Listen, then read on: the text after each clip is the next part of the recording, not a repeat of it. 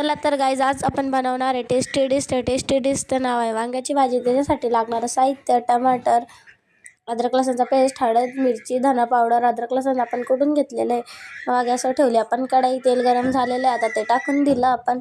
आज एकदम सोप्या पद्धतीने बनवू, जे सर्वांना येणार आणि खायला एकदम टेस्टी लागणार। 5 मिनिटांमध्ये होणार ही भाजी, एक वेळेस ट्राय करा।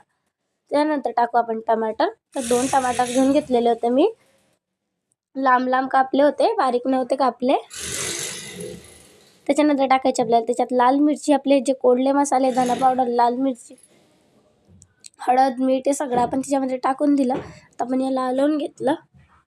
आता बघायला मसाल्याला छान तेल सुटलेलं आहे। आता थोडंसं अर्धा इंचीचं पाणी घेतलेलं आहे, त्याला थोडं हलवून घेतलं आणि इथून टाकलेला आहे आपण गरम मसाला।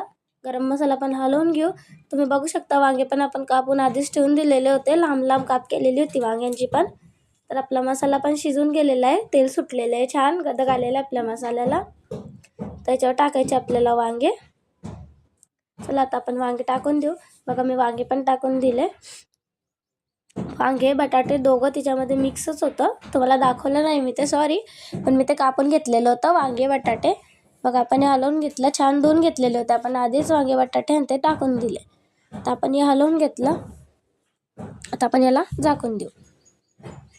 तर तुम्ही बघू शकता आपण झाकून उघडून बघितलेलं आहे, तर किती छान भाजी, आणि आपण टेस्टून वरतून घेतलेला होता कोथिंबीर।